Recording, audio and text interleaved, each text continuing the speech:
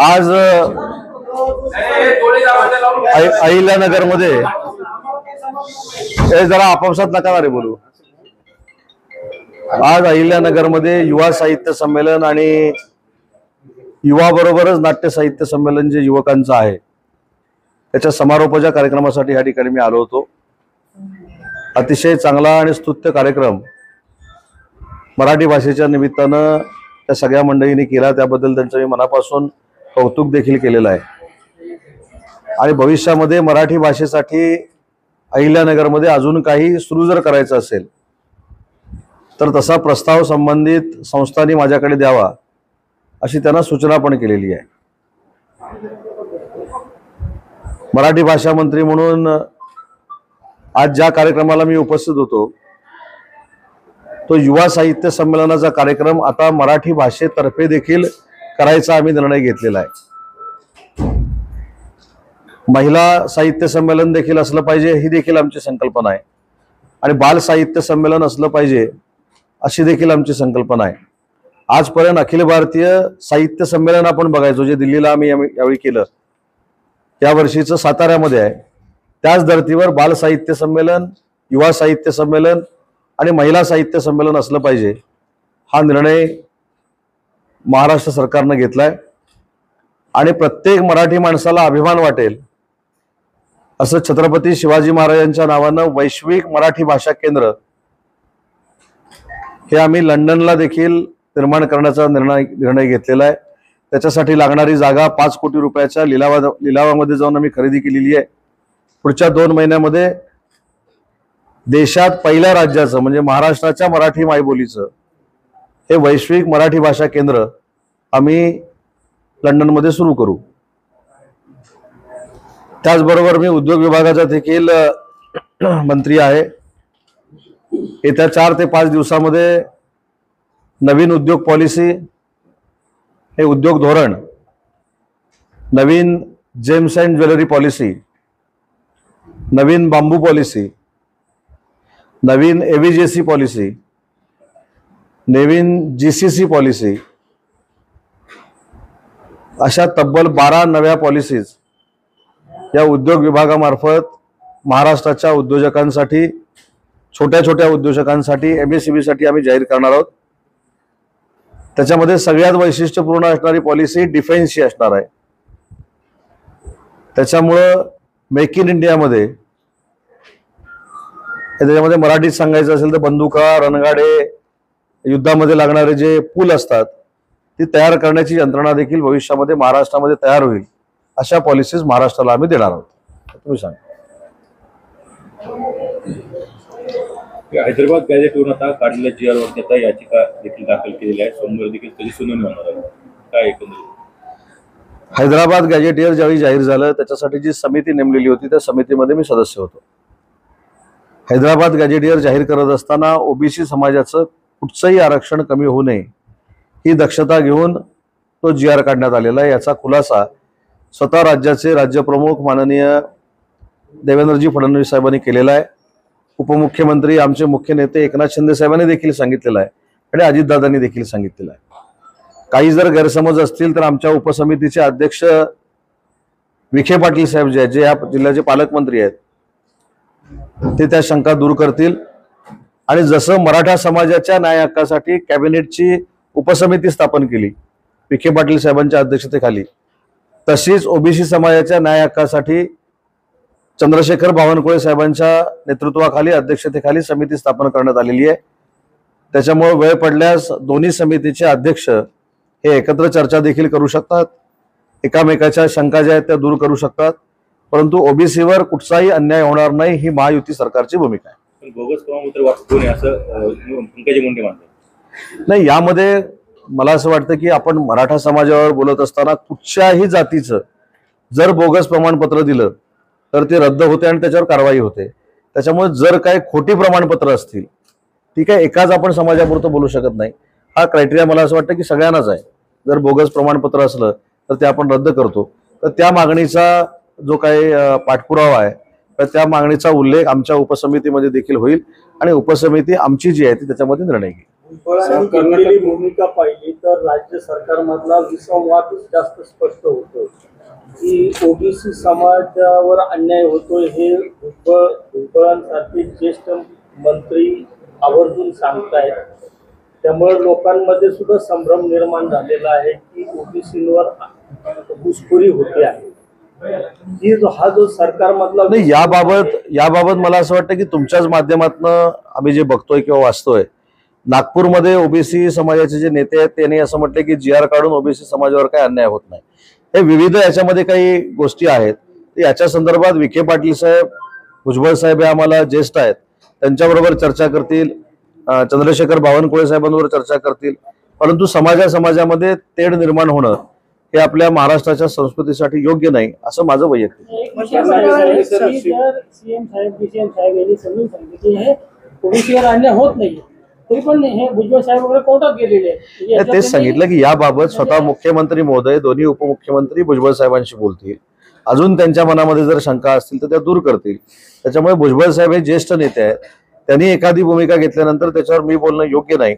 मी सांगतो ना त्याच्यावर नाही, तुम्ही त्याचा अर्थ साहेब काही लावा, पण माझा अर्थ असा आहे की त्यांच्या मनातली शंका विखे पाटील साहेब जे आहेत ते देखील दूर करू शकतात आणि आमच्या मंत्रिमंडळातील ज्येष्ठ सर्व सहकारी देखील दूर करू शकतात. कर्नाटकमध्ये शिवाजीनगर बस स्थानक आहे, त्याचं नाव चेंज करून आता सेंट मेरी करायचं काँग्रेसचं मागणी होती, कसं बघतं?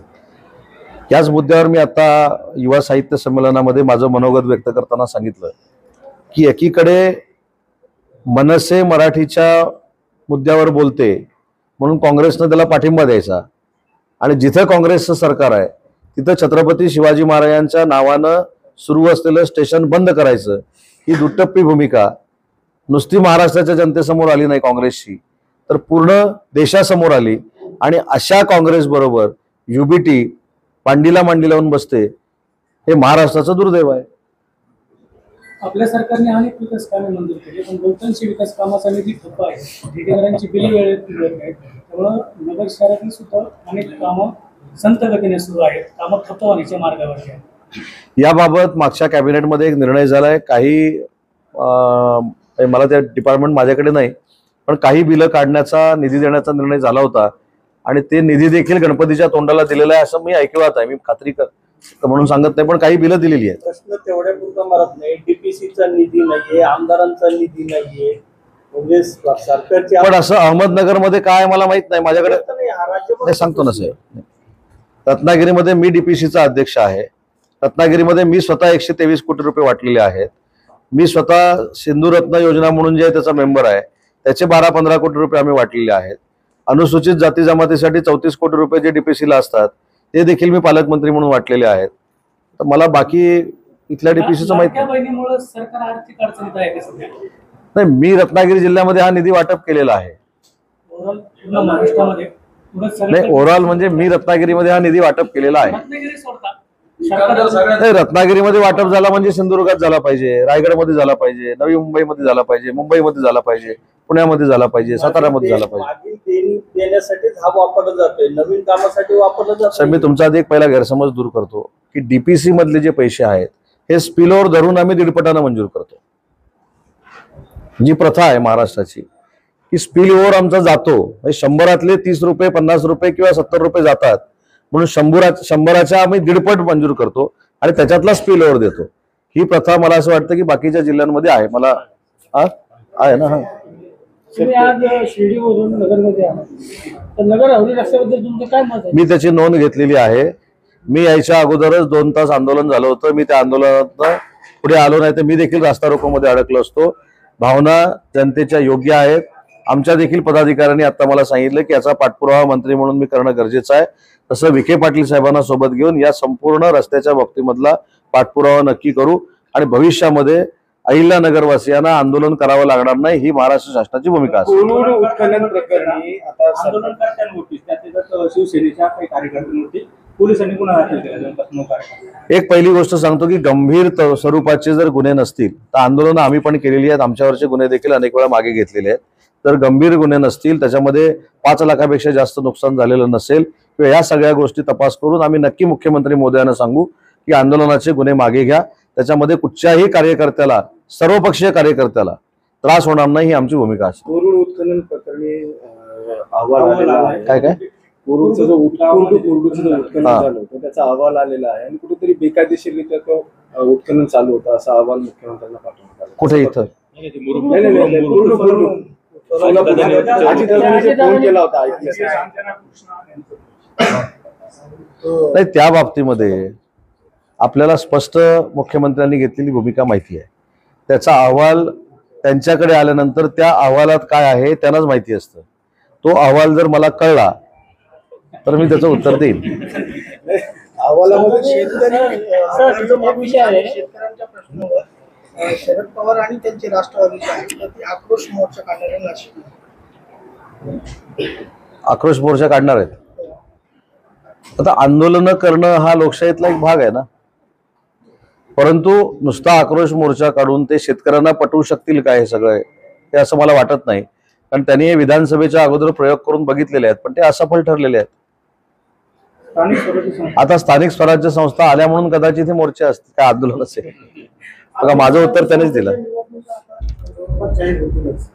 आज आरक्षण पण बहुतेक जिल्हा परिषदेची जाहीर झाली. अध्यक्ष नगरमध्ये भाजप आणि राष्ट्रवादी मध्ये युती होती आणि शिवसेना बाजूला राहील अशा चर्चा आहे. आमची भूमिका महायुतीनं निवडणुका लढायची आहे. आम्ही त्या संदर्भामध्ये विखे पाटील साहेबांची चर्चा करू, देवेंद्रजींबरोबर चर्चा करू, माजी खासदार साहेबांची आम्ही चर्चा करू आणि त्याच्यातनं योग्य ते निर्णय करू. प्रत्येक पक्षाला प्रत्येकाचा पक्ष वाढवण्याचा अधिकार आहे, तसा आम्ही देखील पक्ष वाढवतोय आणि आम्ही देखील पक्ष वाढवण्यामध्ये यशस्वी होऊ एवढंच मला सांगायचं. भाजप आणि राष्ट्रवादीची भूमिका अशी आहे की आपण युतीत लढायचं आणि शिवसेनेला पाठवायचं. नाही, आता मला सांगा की मला पदाधिकाऱ्यांना खुश करण्यासाठी मी पत्रकार परिषदेमध्ये सांगितलं की आम्ही पण एकतर्फी लढू, युती न करता लढू, पण मला ते अधिकार आहेत का? ह्याच्यातच सगळं आलं. तरी देखील मी राज्य समन्वय समितीचा सदस्य आहे शिवसेनेमार्फत. जे मला कळलेलं नाही ती इथल्या नेत्यांना कसं कळलं मला माहित नाही. म्हणजे जे कोण घोषणा करतात त्यांना माझी भूमिका अशी आहे की जर असं कोण बोलत असेल तर याचे सगळे अधिकार भाजपातनं देवेंद्रजी फडणवीस, आमच्या शिवसेनेतनं आमचे मुख्य नेते एकनाथ शिंदे साहेब आणि राष्ट्रवादी काँग्रेस पक्षातनं अजितदादा आहेत ते निर्णय घेतील. स्थानिक लेवलवर त्याच्यावर ते निर्णय घेतील ना स्थानिक पातळीवर काय करायचं. मुंबईमध्ये दोन्ही ठाकरे बंधू एकत्र येत आहेत. आता ते जवळपास स्पष्ट झालेलं आहे. जे महायुतीला हा एक प्रकारे धक्काचे. पूर्वी राज ठाकरे हे भाजप बरोबर होते, आता याच्या साहेब धक्का आम्हाला नाही, धक्का युबीटीच्या पदाधिकाऱ्यांना आहे. ज्या मनसेनं टाळी पुढे केली होती त्यांना मनसेला टाळी दिली गेली नाही. स्वातंत्र्यवीर सावरकरांचा अपमान केल्यानंतर काँग्रेसला कोण काय बोललं नाही.